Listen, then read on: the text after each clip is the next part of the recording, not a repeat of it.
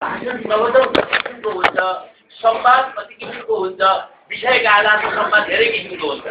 गोठालाको संवाद, खेतालाको संवाद, शिक्षकका बिचको संवाद, राजनीतिज्ञका बिचको संवाद, धार्मिक सन्त महन्तका बिचको संवाद विषयका आधारमा फरक हुन्छ। भने जस्तो यी हरेक चिजहरू एक हुँदैनन्, अनेक हुन्छन्। यो कुरालाई अभ्यास गर्नुपर्छ। र त्यसपछि यही क्रममा प्रत्यक्ष प्रसारण पनि के को भन्दा कुनै भवनको उद्घाटन भइरहेको छ, कतै मेला लागिरहेको छ, कतै पर्व पशुपतिको बाल चतुर्दशी अथवा कुनै शिवरात्रि इत्यादिको। अब यो कसरी गर्ने त भने त्यसको सिद्धान्त सामान्यतया दुई चार आधारमा त्यसको परिभाषा गर्नु।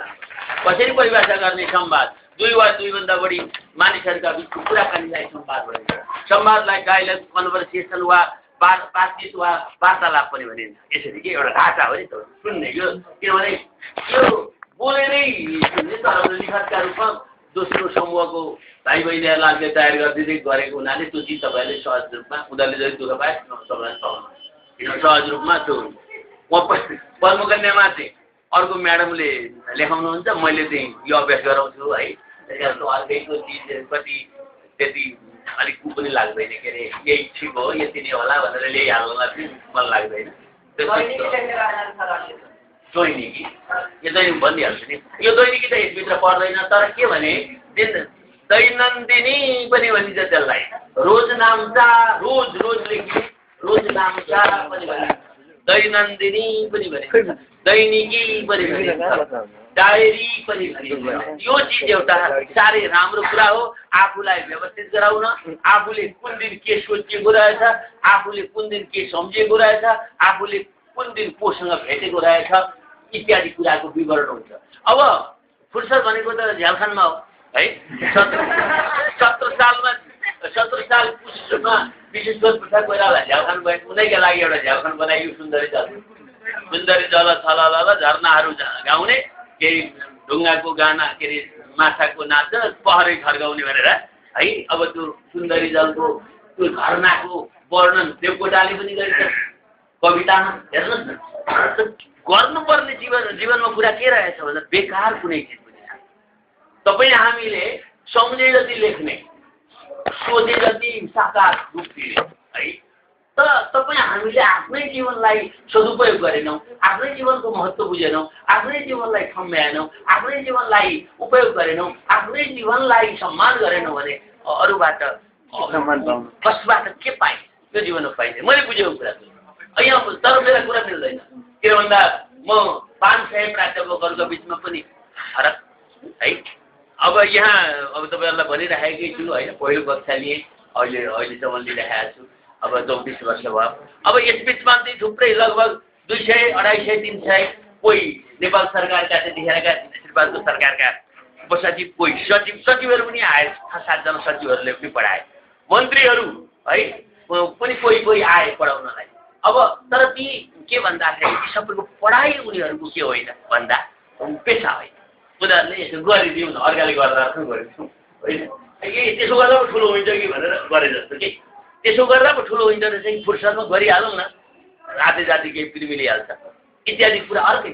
तर जीवनमा त्यसरी गरिदिइहालौँ भनेर कसका लागि गरिदिने? खेतालाको गाउँ हामी, हाम्रो जीवन के आँखाका खेताला हौँ, खुट्टाका खेताला हौँ, मनका खेताला हौँ होइनौँ नि हामी त आफ्ना संरक्षक हौँ, आफ्ना नाथ हौँ, आफ्ना मालिक हौँ, आफ्ना स्वामी हौँ, आफ्नै प्रभु हौँ होइन। हाम्रै लागि हो नि, हामी हाम्रो लागि नभए अर्कालाई। त्यसका आफ्ना इच्छालाई, आकाङ्क्षालाई, योजनालाई, चाहनालाई, रुचिलाई, तत्परतालाई, लगनशीलतालाई, अनुभूतिलाई लेखेको हुनाले देवकोटा बने, लेखेको हुनाले के बने? नीति बने, कवि शिरोमणि बने, र लेखेकै हुनाले के अरे सिद्धिचरण श्रेष्ठ युग कवि सिद्धिचरण श्रेष्ठ बने। त्यतिखेर जसले पनि भन्थे के लेखेको होला, अलिअलि बिर्सेको मान्छे हो, देख्छ काम केही पाउँदैन, घरमा खाना बिर्सिन्छ लेखाएको छ भन्छन् पहिलेका समकालीन साथीहरूले। समकालीन साथीहरूले कसैले चिन्दैनन् त्यसलाई।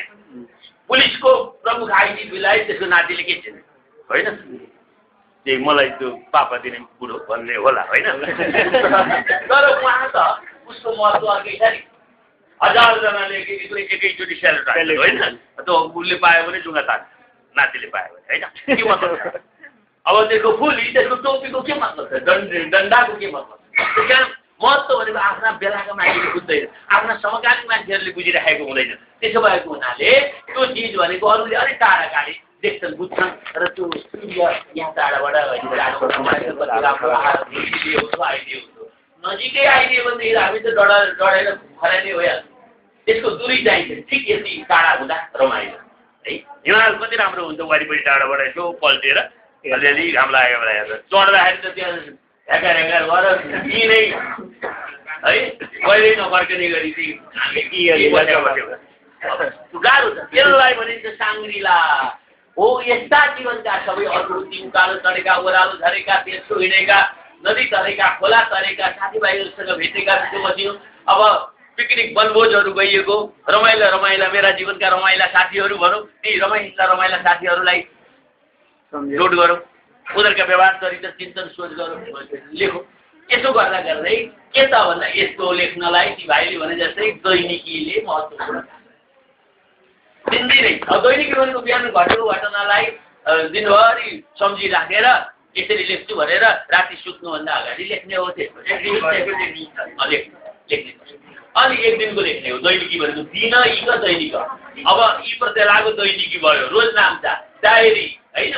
अब यसलाई राइटिङ के थपेर पनि गर्न सकिन्छ। एक किसिमको दिनदिनै गरेको आफ्नो प्रतिवेदन हो, रिपोर्ट हो एक किसिमको। यसले चाहिँ तर विशेष प्रजा कोइरालाले पनि त्यस्तो सुन्दरी झ्यालखानामा आफैले बसाएर पनि 17 सालमा झ्यालखान परे, 18-19 सालसम्म लेखे, त्यसपछि लेखेनन्। किन लेखेनन् भने त्यहाँ पनि दिक्क लाग्यो होला। अब त्यहाँ फुर्सदमा त मान्छे लेख्दैन भने, तर यहाँ अलिपछि हाम्रो घरमा त्यो लेखिँदैन। किन लेखिँदैन भन्दा अल्छी लाग्छ। आज भइहाल्यो भोलि लेखौँला भनौँ, भोलि पनि पछि लेखौँला भनौँ, पछि एउटा 7 दिन भयो त अब त कसरी लेख्ने होला भनौँ छोड्नु। यस्तै हो त्यही कुरा, पढ्न पनि त्यही नै हो, सबै कुरा त्यही हो। त्यस कारण तपाईँहरूले दैनिकी लेख्नु होला, दिनदेखिका घटना, आज यति बजी उठे हेर्नु चाहिँ ढाका भाइले सोधेको हुनाले, किनभने जानिँदैन। दैनिकी कथा हो, हरेक दिनको कथा हो दैनिकी भनेको। यसलाई कसरी लेख्ने त भन्दा आज म हिजो अस्तिभन्दा छिटै उठेर हेर्ने बित्तिकै घडीले 5 बजाएको थियो अथवा 4:30 बजाएको थियो। कतिपय गुरुहरूबाट कुरा सुनेको थिएँ 3 बजेदेखि सूर्य उदाउनुभन्दा अगाडिको समयलाई ब्रह्म मुहुर्त भनिन्छन्। यतिखेर गरेका कुराहरू, यतिखेर पढेका कुराहरू, यतिखेर लेखेका कुराहरू, यतिखेरको हावापानी, घामका झुल्का अथवा त्यो अवस्था ज्यादै सुन्दर हुन्छ। दिनभरिलाई त्यस समयले ऊर्जा दिन्छ। तर आज म 1 घन्टा भए पनि ढिलै उठेँ, भोलिदेखि अलिकति प्रयास गर्नु पर्ला भन्ने सोचेँ। त त्यस पछाडि आफ्नो दैनिक नित्य क्रियाहरू समाप्त गरिसकेपछि पूजापाठ अथवा केही प्रार्थना, मेडिटेसन अथवा केही ध्यान, किताब अगाडि बसे पनि हुन्छ। कुनै एउटा सर्टकोट बनाएर राखेर अगाडि बसे पनि भयो, आमा बुवाको फोटो राखे पनि भयो, आफ्नै फोटोलाई हेरिरहे पनि भयो। किन भन्दाखेरि एक किसिमको 5 मिनटसम्म आँखा चिम्लेर, 7 मिनटसम्म आँखा चिम्लेर त्यो मनमा केही चिज आउनै नदिने, आयो भने बिर्सिने। अब त्यसले के गर्छ भन्दा मनलाई नियन्त्रित गर्छ। यसको फल के त भन्दाखेरि अब सम्झना शक्ति बढ्छ। यसो सोच्ने बित्तिकै कुरा दिमागमा आउँछ।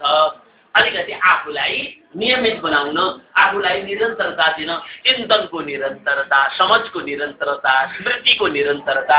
त्यसकारण घाम लागिरहेछन्, घर घुर्दै यता पल्ट्याएर उता पल्ट्याएर त्यो सूर्यका किरणहरूबाट हाम्रा ज्यादै अति संवेदनशील सूक्ष्म ऊहरू ड्यामेज हुन्छन्।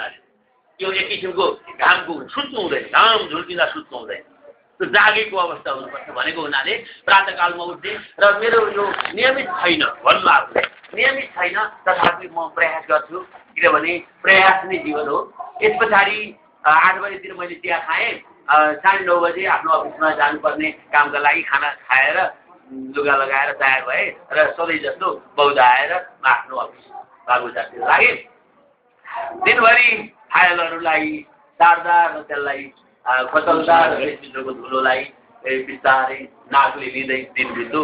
टाइपको ट्याङट्याङ, अब त्यो कागजको सेराक्स सुरु र आउने मान्छेहरूको पदचाप र यस्तैबाट हाकिमको खप्ची, यस्तै अब के लेख्नुहुन्छ, के अनुभव यति भइसके पछाडि आज शुक्रबार भएको हुनाले नेपाल सरकारको जागिर छ, 3 बजे बिदा हुने थियो र त्यही अनुसार बिदा भए। आज रत्न पार्क घुमेर जानु पर्यो भन्ने मन लाग्यो, तर जाडोको समय उस 16-17 गते अथवा भोलि 18 गते भोलि 19 गते भएको हुनाले धेरै जाडो अब जाडोले मनै पनि पठागिँदो रहेछ उत्साह पनि पठागिँदो रहेछ त्यसमा पनि बुढो हाड बुढो छाला बुढो चिन्ता बुढो सोचाइ यो त झनै डराउँदो रहेछ भन्ने पनि लाग्यो घर आएँ फेरि चिया खान मन लाग्यो खाएँ चियाको कुरा गर्दा भन्नु त्यहाँ चियाको कुरा गर्दा दिउँसो 3 देखि 4-5 बजीका बिचमा एक कप चिया खाइएन भने टाउको दुख्छ यो पनि एउटा नशा रहेछ र यसलाई यो पनि एउटा खराबी नै हो यसले जीवनलाई खाए लागु पदार्थ जस्तै रहेछ लागु पदार्थ नखाउन्जेली र चिकन हुने कटकट जिउ खाने लरबरिने मान्छे हिँड्नै नसक्ने हुन्छ अनि त्यसपछि खाएपछि है तगडा हँसिलो खुसिलो हुन्छ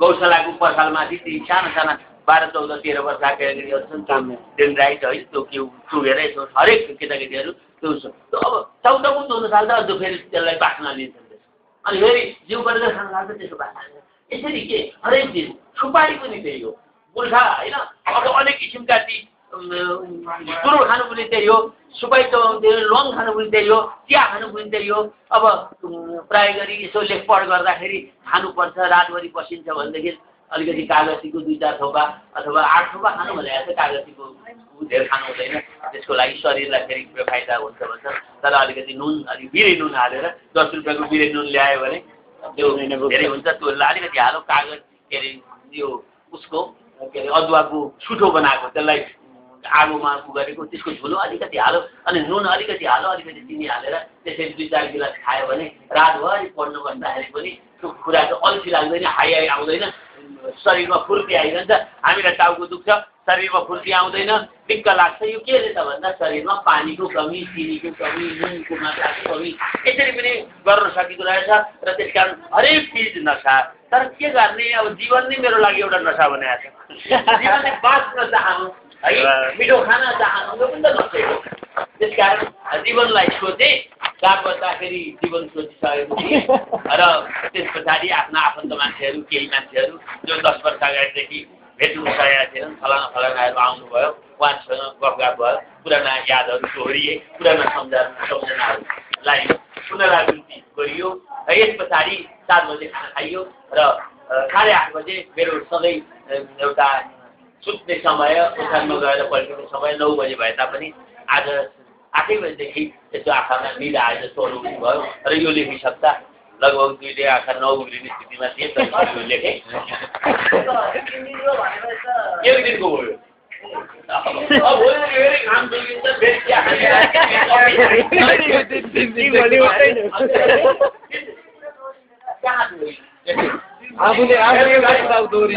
बाह्र बेग्लै पऱ्यो बेग्लै पऱ्यो तपाईँको इच्छा हिजो आज सब एक सबैले भोलिपल्ट खाने छैन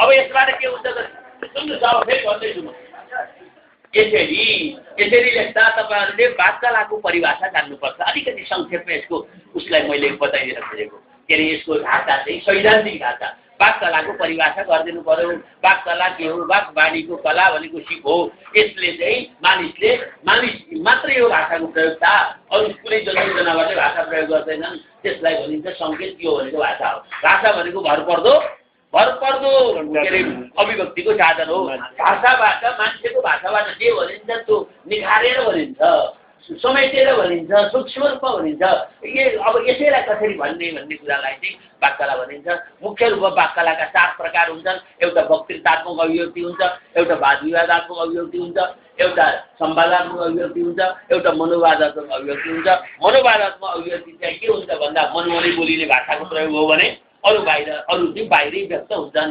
मनोवादमा चाहिँ मनमा एउटा आशंका आउँछ मनमा एउटा विषय उब्जिन्छ त्यसैमा छेलिएर भनेर त्यही तनी भनेर हो तनी भनेर किन छ भनेर आफैले आफैसँग प्रश्न गरेर लेखिने मनोवाद मनमै बोल्नेलाई मनोवाद भनिन्छ अब कुनै एउटा विशेष घटनामा आधारित हुन्छ विशेष सन्दर्भमा आधारित हुन्छ मनोवाद भने अब वक्तृता भनेको एउटा विषयमा सरसर्ती मिठोसँग राम्रोसँग सम्बोधनका साथ बडो के अरे गहिरोसँग चाहिँ अभिव्यक्ति दिनु वाद विवाद भनेको एउटा विषयको पक्ष विपक्षमा चाहिँ आफ्नो मत जाहेर गर्नु हामी संवाद भनेको कुनै पनि विषयमा दुई वा दुईभन्दा बढी मान्छेहरूका बिच कुराकानी हुनु र अन्तमा कुरा मिल्नु।